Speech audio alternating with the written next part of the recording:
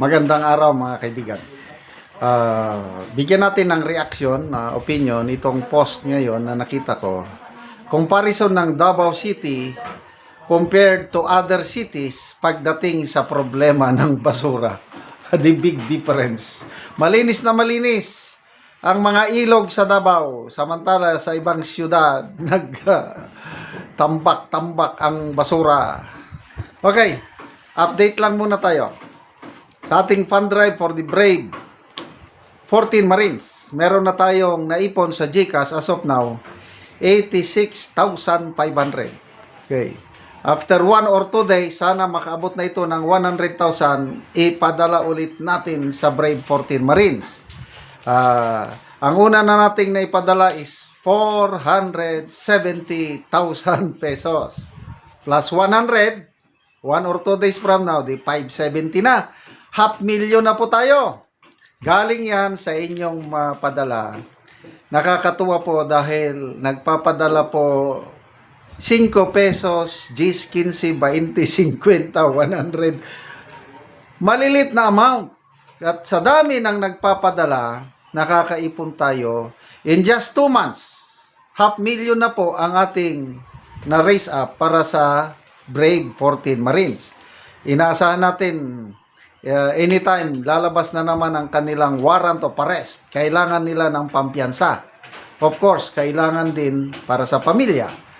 Bigyan natin sila ng suklian natin ang kanilang kabayanihan dahil ni-refuse nila ang 25 million offer sa bawat isa sa kanila.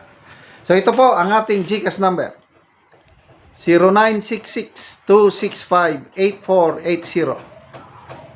Ivan Henry Sibog ang pangalan. Okay. Ito, post ng Sides Chill. Sabi niya, kudos to all Davaoeños for doing their part in keeping Davao City, especially its waterways, clean, safe, and well-maintained. This reflects the community's shared responsibility and genuine love for the city. Davao City may not be perfect, but it continues to strive for progress, improvement, and sustainable development, constantly working to provide better services and higher quality of life for its constituents. So ito po yung picture, oh. Makita nyo yung blue. Yan po, isang ilog sa Davao. Dito sa katabi niya, ilog din sa Metro Manila. Parañaque ata yan eh. Yung napuno ng basura. That's the Duterte brand of leadership. Ano ngayon? Sasabihin nyo, Malacanang, sabihin nyo, mga Duterte, masasamang leader. Nasa leadership lang yan eh. Kung nagagawa ng Davao, bakit hindi magawa sa ibang lugar? It's because of leadership. Presidente natin, hanggang salita lang, kaya walang naniniwala sa kanya. Pinagtatawanan lang, walang disiplina, walang dating. Kaya mabuti na lang at ito, Davao City and Baguio City. Yan ang pwede kong ma-example na pagdating sa disiplina, basura man yan, mga taxi drivers, everything. Halos similar ang Baguio City at Davao City. Bakit? Mayroon tayong Mayor Magalong na matino.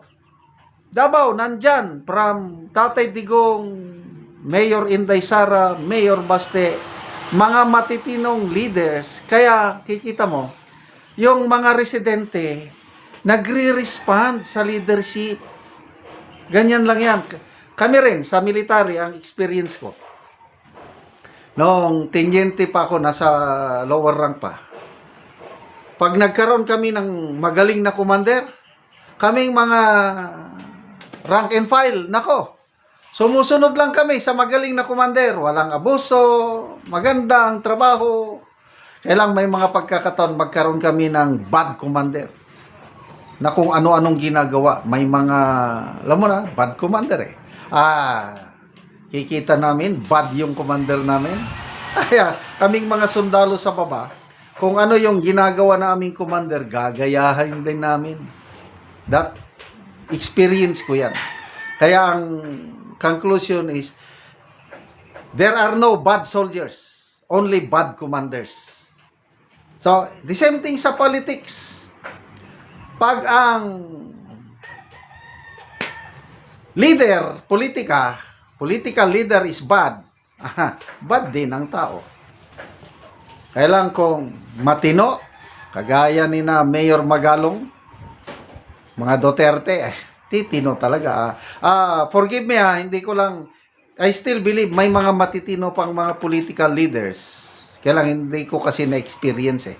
Palagi kasi ako sa Baguio, palagi din ako sa Davao. Kaya malilinis. Binasa ko ang mga comments. Very proud nga ang mga Davaoenyo. Oh. Dito. Nasaan na yun? I'm proud, sabi ni Gloria Tandayag. I'm proud of being a Davaoenya. We are born of discipline and industrious. Kaya wherever the Davaoenyo goes, talagang aasenso.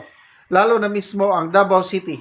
It is because of corruption-free and transparency governance. Davao City itself can stand for a long time without the support of the national budget.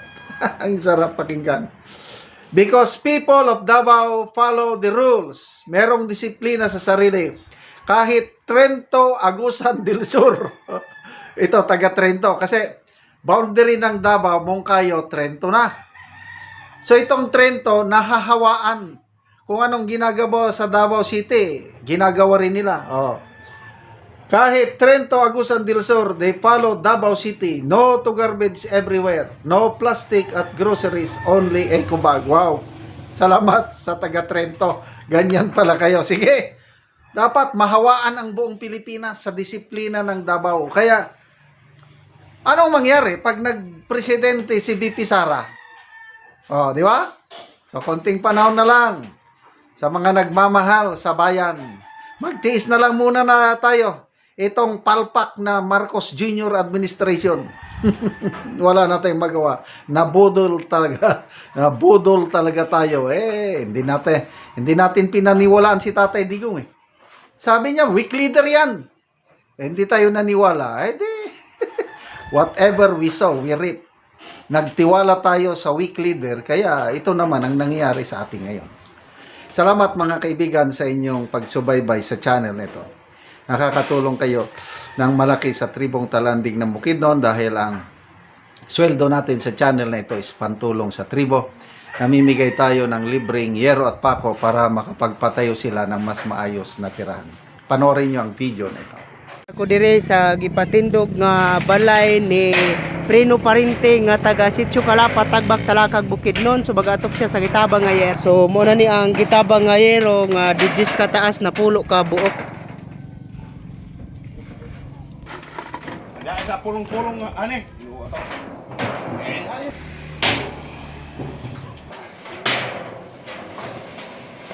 Lugar tag-iya. Kawas matubig to. Ay kawas. Tuwa pa man isa niya. Sano? Kawas ka sinbay.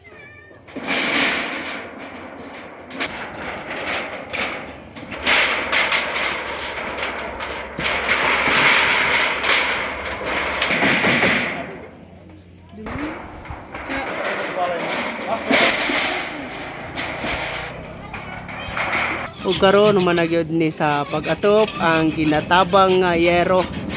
So naatopan na gyud ang ilang bag-o nga balay.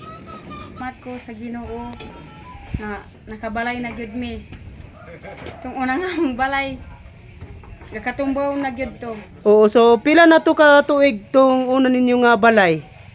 5. 5 na to ka tuig. So karon pa gid mo naka balay nga natabangan mo og sin. Karon pa gyud mi. O kung wala pang tabang, dili pa gyud mi makabalay tong among balay, mga buslot na gyud to. Mabuslot na gid ang inyong atop-ato. O dako na gyud ni nga tabang kay dili na gyud mi magluon sa akong ugangan. So nagkigpuyo lang mo karon sa imong ugangan. O nagpuyo ra mi dito. So kung mahuman ni ang inyong balay, Diri na mi mag so makauli na gid mo diri. O unsa da inyong trabaho? magmuso ra. Magmuso ra. Kung walay muso, Wala. wala na gyud. Oo. So salamat kayo.